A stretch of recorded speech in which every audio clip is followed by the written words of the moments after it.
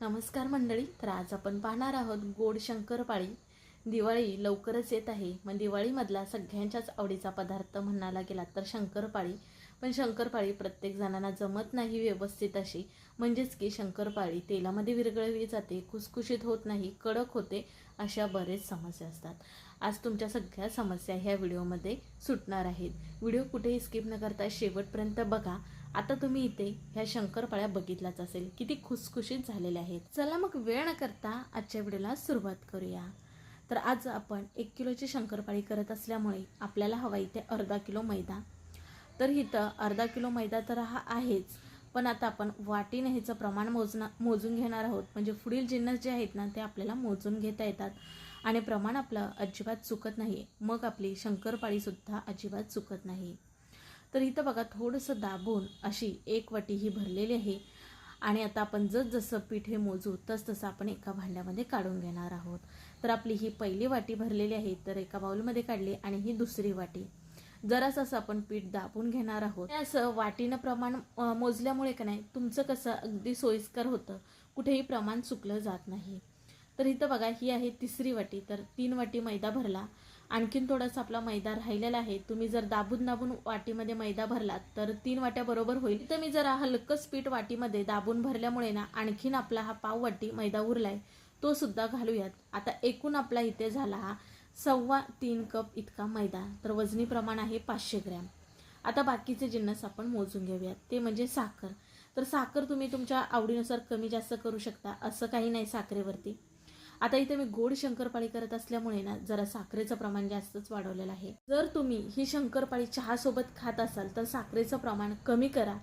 पण इथं आम्ही चहासोबत ही शंकरपाळी खात नाही. मुले अशीच सुकी खातात. मग ती गोड शंकरपाळी असली की खायला जरा बरी वाटते, म्हणून इथं मी जरा साखरचं प्रमाण वाढवलं. तर इथं मी 200 ग्रॅम इतकी साखर घेतलेली आहे. आता साखरसुद्धा आपण मोजून बाजूला ठेवली. आता सगळ्यात महत्त्वाचं प्रमाण म्हणजे तुपाचं. तुपाचं प्रमाण जर बिघडलं तर शंकरपाळी बिघडलीच समजा. तुपाचं प्रमाण कमी झालं तर शंकरपाळी खुसखुशीत बनत नाही. तुपाचं प्रमाण जास्त झालं तर तेलामध्ये शंकरपाळी विरघळली जाते. तर इथं बघा मी 70 ग्रॅम इतकं तूप घेतलेलं आहे आणि पाऊण वाटी इतकं हे तूप घेतलेलं आहे वाटीच्या प्रमाणामध्ये. आता तुम्हाला सगळं प्रमाण तर इथं समजलं. तर मी ह्याचं संपूर्ण प्रमाण जे आहे ते आपल्या डिस्क्रिप्शन बॉक्समध्ये देईलच, तिथे सुद्धा तुम्ही बघून घेऊ शकता. आता आपल्याला एक मोठं भांडं घ्यायचं आहे, त्याच्यामध्ये घेतलेली साखर घालून घ्यायची. नंतर आपल्याला पाणी घालायचं आहे. तर पाणी इथं थोडंच घालायचं आहे, आपल्याला अर्धी वाटी इतकंच पाणी घालायचं आहे. आता इथं तुपाची वाटी अगोदरची होती का नाही त्याच्यातच मी इथे पाणी घेतलं आहे आणि बघू शकता अर्धी वाटी पाणी घेतलेलं आहे. ज्या मी वाट्या वापरते त्या सेम प्रमाणाच्या आहेत दोन्ही वाट्या, त्याच्यामुळे तुम्ही कन्फ्यूज होऊ नका कुठली वाटी छोटी किंवा कुठली वाटी मोठी. तर अर्धी वाटी इतकं पाणी घेतलेलं तूप आपण ह्याच्यामध्ये घालायचं आहे. आणि आता आपल्याला ही कढई का नाही गॅसवरती नेऊन ठेवायची आहे. फक्त आपल्याला ह्याच्यामधली साखर विरघळून घ्यायची आहे, पाक वगैरे अजिबात करायचा नाही. तर आता बाजूला तर गॅस चालू केला आहे, ही कढई ना गॅसवरती नेऊन ठेवूया आणि आता आपण साखर विरघळून घेणार आहोत. तर तुम्हाला सांगितलेलंच आहे जरा मी साखरेचं प्रमाण वाढवलेलं आहे. तुम्हाला गोड शंकरपाळी आवडत नसेल तर तुम्ही साखरेचं प्रमाण थोडंसं कमी करा. आता हे फटाफट आपण मिक्स करणार आहोत. लगेच साखर विरघळली जाते, वेळ लागत नाही. बघू शकता इथं आपली साखर ही विरघळलेली आहे. आपण गॅस बंद करूयात. ही अशी शेवटी वेलची पूड टाकल्यामुळे ना तिचा सुगंध बराच वेळ दरवळतो, त्याच्यामुळे शेवटीच आपल्याला वेलायची पूड घालून छान असं मिक्स करायचं आहे. आणि हे मिश्रण आपल्याला पूर्णपणे थंड करून घ्यायचं आहे, कुठेही गरम ठेवायचं नाही. आता आपण घेतलेला मैदा चाळून घेणार आहोत. मैदा नेहमी हा चाळून घ्यायचा. कधी कधी त्याच्यामध्ये कचरा असतो किंवा बऱ्याच दिवसाचा जर मैदा असेल तर त्याच्यामध्ये अळ्या सुद्धा झालेल्या असतात, म्हणून नेहमी चाळून घ्यायचा. घेतलेला सगळा मैदा चाळून घेतला. आता याच्यामध्ये थोडंसं आपल्याला मीठ घालायचं आहे. गोडाचा पदार्थ जरी असला तर त्याची चव वाढवण्यासाठी आपल्याला मीठ हे घालायचंच आहे. नंतर बघा जे मिश्रण करून आपण बाजूला थंड व्हायला ठेवलं होतं का नाही ते पूर्णपणे थंड झालेलं आहे. इथं मी हाताने कढई पकडते आणि त्याच्यामध्ये बोटसुद्धा घालून बघते. पूर्णपणे हे थंड झालेलं आहे. मग आपल्याला थोडं थोडं हे मिश्रण पिठामध्ये घालून घ्यायचं आहे आणि पीठ आपल्याला मळून घ्यायचं आहे. एकदम मिश्रण घालायचं आहे, थोडं थोडं करून घालूयात आणि पीठ आपण मळून घेणार आहोत. शंकरपाळीसाठी नाही तर मी पाण्याचा वापर केलाय, तिथं तुम्ही दुधाचा वापर करू शकता. पण दुधामुळे आपली बराच दिवस शंकरपाळी टिकत नाही, म्हणून इथं मी पाण्याचा वापर केलेला आहे. तर काही जण कडकडीत तुपाचं मोहन ह्याच्यामध्ये घालतात. पिठामध्ये, त्याच्यामुळे आपली शंकरपाळी कडक होते. पण तसं न करता हे एकच मिश्रण करायचं आणि थोडं थोडं घालून पीठ मळायचं. बघू शकता छान इथं आपलं हे पीठ मळून झालेलं आहे. आता ह्याच्यावरती आपण झाकण ठेवूया आणि बघा जे आपलं मिश्रण केलेलं होतं त्याच्यातलं साधारण 2 ते 3 चमचे इतकं आपलं हे तूप उरलेलं आहे. तुम्ही थोडासा मैदा घालून पुन्हा हे पीठ त्याच्यामध्ये मळलात तरी सुद्धा चालेल. आता हे शंकरपाळीचं पीठ आपण जे मळून भिजत ठेवलं ते साधारण 20 मिनिटं इतकं मी भिजत ठेवलं होतं. तर छान असं आपलं हे पीठ भिजलेलं आहे. आता आपल्याला त्यातलाच एक गोळा घ्यायचा आहे. हातावरती छान असं मळून घ्यायचा आहे, म्हणजे तो छान थोडासा चिकना होतो. आपण लाटत असताना जास्तीच्या चिरा जाणार नाहीत. तर बघा आपण चपातीला जेवढा हुंडा घेतो त्याच्यापेक्षा जास्त हुंडा घ्यायचा आहे. तो थोडा हातावरती मळून घ्यायचा, म्हणजे छान चिकना असा होतो. आणि आता आपण ह्याची चपाती लाटणार आहोत. तर आपण चपाती थोडीशी पातळ लाटतो, पण आपल्याला ही जरा जाडच लाटून घ्यायची आहे. बघा सहज अशी लाटायला येते. आता आपल्या शंकरपाळीला लेयर्स पडण्यासाठी आपल्याला बघा काय करायचं आहे, मोठी चपाती लाटायची आणि नंतर बघा अशा प्रकारे ही दुमडून घ्यायचं. असं केल्यामुळे का नाही आपली शंकरपाळीला लेयर्स छान पडतात, खुसखुशीत होते, म्हणून ही स्टेप करायची. आणि नंतर काय आपल्याला लाटून घ्यायचे, पण जास्त पातळ लाटायची नाही. पातळ जर लाटलात तर शंकरपाळी ही कडक होईल, खुसखुशीत होणार नाही. म्हणून जरा ही शंकरपाळी जाडच ठेवायची, पण जास्त सुद्धा जाड ठेवायची नाही. ही तळल्यानंतर फुलली जाते, म्हणून आपल्याला मध्यमच ठेवायचे. तुम्हाला दाखविलच केवढी जाड ठेवायची. नंतर बघा ज्या बाजूच्या कडा असतात का नाही त्या आपल्याला कापून काढायच्या आहेत बाजूला, आणि नंतर ज्या आकारामध्ये शंकरपाळ्या हवेत त्या आकारामध्ये कट करून घ्यायचे आहेत. तुम्ही डायमंड शेपमध्ये कट केला तरी सुद्धा चालेल, तर इथं मी चौकोनी शेपमध्ये कट करून घेत आहे. शंकरपाळी ही आपल्याला अशी चाकूनीच कापून घ्यायची, म्हणजे का नाही ती छान फुलली जाते, ह्याला लेयर्स पडतात.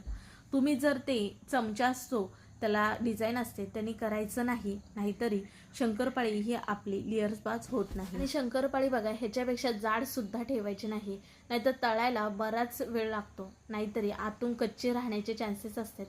त्याच्यामुळे बघा ह्या आकाराची आपल्याला शंकरपाळी कट करून घ्यायची. आता इथं पहिली बॅच झाली तर मी तळून घेत आहे. तुम्ही एकदम सगळ्या शंकरपाळ्या करून तळून घेऊ शकता. तुम्हाला जसं सोयीस्कर पडेल तसं तुम्ही करू शकता.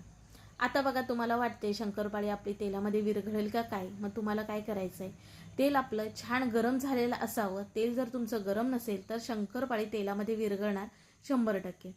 तर बघा त्यातली एक शंकरपाळी घ्यायची, तेल गरम झाल्यानंतर तेलात टाकायची, ती तळून घ्यायची. बघा ती विरघळत नाही.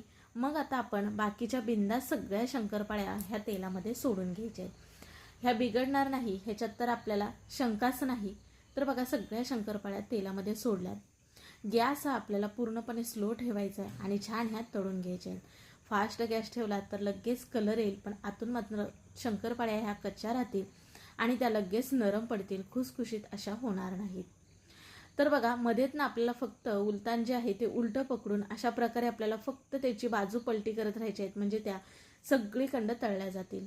बघा आता शंकरपाळ्यांना छान असा कलर आलेला आहे आणि शंकरपाळ्या बघा तळण्याच्या अगोदर किती छोट्या होत्या आणि आता तळून बघा किती टम्म फुगलेल्या आहेत. तुम्हाला हितच समजत असेल ह्या शंकरपाळ्या आपल्या 100% खुसखुशीत झालेल्या आहेत. छान अशा शंकरपाळ्या ह्या तळून घेतल्यात. आता आपण ह्या तेलाबाहेर काढून घेणार आहोत. तर हिथं बघा एवढ्या जाडीची शंकरपाळी ठेवायची आहे, ह्याच्यापेक्षा जाड शंकरपाळी ठेवायची नाहीत. तर तुमच्याकडून ही शंकरपाळी चुकून माकून बिघडली, म्हणजेच की तेलामध्ये विरघळायला लागली, तर काय करायचं आहे, जे अगोदरचं पीठ आहे का नाही त्याच्यामध्ये साधारण अर्धी वाटी इतका मैदा घालायचा आहे, 2 ते 4 चमचे पाणी घालायचं आहे, हे पीठ मळून घ्यायचं आहे आणि मग तुम्ही त्याच्या शंकरपाळी करून बघा. अगदी खुसखुशीत लेयर्स बास अशा शंकरपाळ्या होतात. हे तुम्हाला चुकून माकून जर प्रमाण चुकलं तर महत्त्वाची टिप्स सांगितलेली आहे, तुमचं पीठ वायाला जायला नको म्हणून. तर बघा इथं मी 2 बॅचेसमधल्या ह्या शंकरपाळ्या करून घेतल्या आहेत. ह्या बघा किती छोट्या पातळ अशा आहेत आणि तेलामध्ये टाकल्यानंतर बघू शकता तुम्ही किती फुललेल्या आहेत.